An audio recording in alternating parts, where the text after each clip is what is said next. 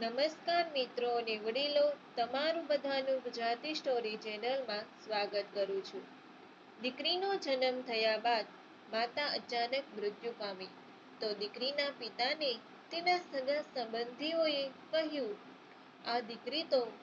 જો આ સ્ટોરી તમને પસંદ પડે તો આ ચેનલને સબસ્ક્રાઇબ, લાઈક, શેર અને કમેન્ટમાં અભિપ્રાય જરૂર આપજો. બાજુમાં રહેલા બેલ આઇકનને જરૂર ઓન કરજો. માધવભાઈને ત્યાં લગ્નના 3 વર્ષ પછી એક દીકરીનો જન્મ થયો. દીકરીના માતા પિતાની ખુશીનો પાર નહોતો. દીકરીના પિતા પહેલેથી જ ઈચ્છતા હતા કે તેઓના ઘરે એક દીકરીનો જન્મ થાય, પરંતુ ડિલિવરી પછી દીકરીની માતાની તબિયત અચાનક બગડવા લાગી. દીકરીનો ચહેરો હજુ તેની માતાએ એક વખત જ જોયો હતો અને તેની તબિયત ખૂબ જ ક્રિટિકલ હોવાથી તુરંત ડોક્ટર દ્વારા તેને બચાવવાની ઘણી કોશિશ કરવામાં આવી, પરંતુ અત્યંત ગંભીર પરિસ્થિતિ હોવાને લીધે ડોક્ટરની અને કોશિશ હોવા છતાં દીકરીની માતાને તે બચાવી ન શક્યા. માધવભાઈના પત્નીનું મૃત્યુ થઈ ગયું. દીકરીના જન્મતા વેત જ માતાનું મૃત્યુ થઈ ગયું એટલે ગામના લોકો, સગા સંબંધીઓ વગેરે બધા દીકરીને બદનસીબ ગણવા લાગ્યા. બધા લોકોના ચહેરાના હાવભાવ ફરી ગયા. અનેક લોકોએ માધવભાઈને આવીને પણ કહી દીધું કે તારી દીકરી તો બદનસીબ છે. દીકરી આ દુનિયામાં આવતાની સાથે જ તેની માતાને ભરખી ગઈ, પરંતુ માધવભાઈનો જીવવાનો આશરો હવે તેની એકમાત્ર દીકરી જ હતી. પત્ની તો આ દુનિયા છોડીને ચાલી ગઈ હતી. હવે દીકરી માટે જ આ દુનિયામાં જાણે તેને જમવાનું હતું. સગા સંબંધીઓ શું કહી રહ્યા છે તે બધું ભૂલીને માધવભાઈ દીકરીના પાલન પોષણમાં ધ્યાન દેવા લાગ્યા. સવારે જ્યારે માધવભાઈ પોતાના ખેતરમાં કામ કરવા જાય ત્યારે દીકરીને સાથે લઈને જતા. ત્યાં કામ પણ કરતા જાય અને સાથે સાથે દીકરીનું પણ ધ્યાન રાખતા જાય. થોડો સમય વીતી ગયો પછી અનેક સગા સંબંધીઓ તેની દીકરી માટે થઈને બીજા લગ્ન કરી લેવાની સલાહ આપેલી, પરંતુ તેની દીકરીના સુખ માટે થઈને તેને બીજા લગ્ન કર્યા નહીં. તે દીકરીના સુખ માટે જ બીજી સ્ત્રીને પોતાના ઘરમાં નહોતા લાવવા માંગતા અને માધવભાઈ પોતે પણ ખૂબ જ લાડકોડથી દીકરીને ઉછેરતા. દીકરીને તેની માતાની ખોટ પણ ન વર્તાવા દીધી. દીકરી મોટી થઈને સ્કૂલમાં જવા લાગી. ભણવામાં પણ દીકરી ખૂબ જ હોશિયાર હતી.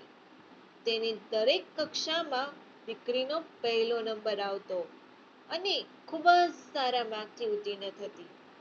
ધીમે ધીમે સમય વીતતો ગયો અને દીકરી પણ મોટી થવા લાગી.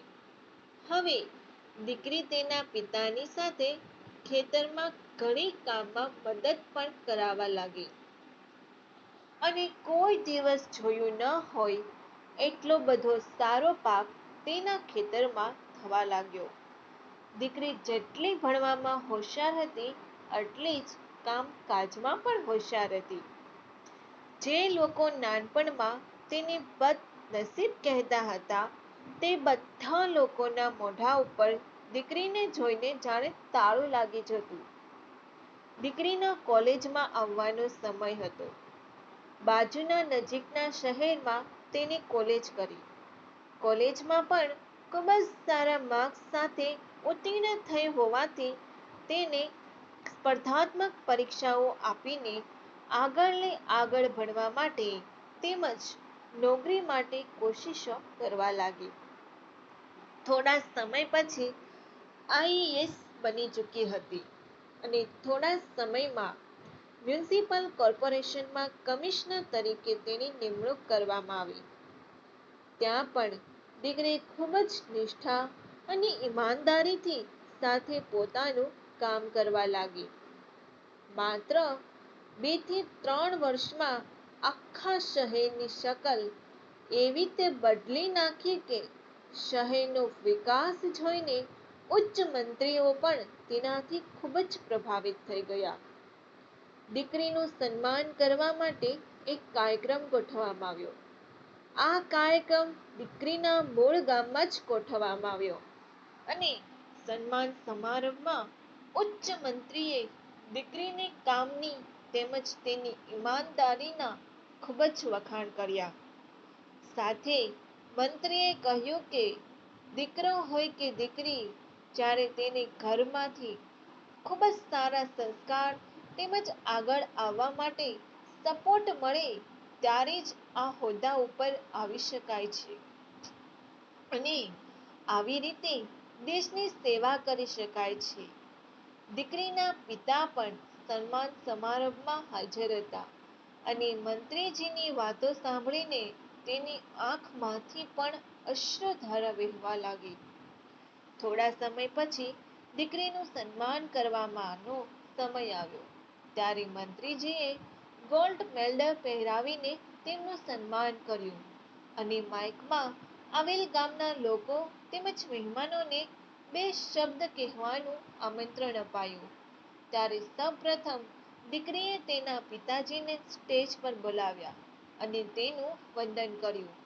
ત્યાર પછી દીકરીએ મંત્રીજીએ આપેલો મેડલ તેના પિતાજીને પહેરાવે છે અને માઇકમાં પોતાની વાત શરૂ કરતા કહે છે કે આ જન્મે ત્યારથી આજે અહીં સુધી પહોંચવામાં મારા પિતાજીએ દરેક સમયે મારી બાજુમાં ઊભા રહ્યા છે. દીકરીએ પોતાની વાત આગળ વધારતા કહ્યું કે આજે હું જે પણ કઈ છું તે માત્ર મારા પિતાજીના કારણે છું. મારી સફળતા અને મને અહીંયા સુધી પહોંચાડવા માટેનો યશ હું મારા પિતાજીને આપું છું. કારણ કે એક માતા વગરની દીકરી અહીંયા સુધી પહોંચે તે માટે તેને આખા જીવનનો ભોગ મારા પિતાએ આપી દીધો છે. પિતાજીના વખાણ કરતા કરતા દીકરી ભાવુક થઈ ગઈ અને અચાનક જ પિતાજી પાસે દોડીને તેને ભેટી પડી. આ દ્રશ્ય જોઈને ત્યાં આવેલા ગ્રામજનો અને મહેમાનો તેમજ મંત્રી સહિત બધા લોકો ભાવ વિભોર થઈ ગયા. જો આ સ્ટોરી તમને પસંદ પડી હોય તો દરેક લોકો સાથે શેર કરજો. આવી સ્ટોરી સાંભળવા માટે આ ચેનલને સબસ્ક્રાઇબ, લાઇક, શેર અને કમેન્ટમાં બી જરૂર આપજો. આભાર.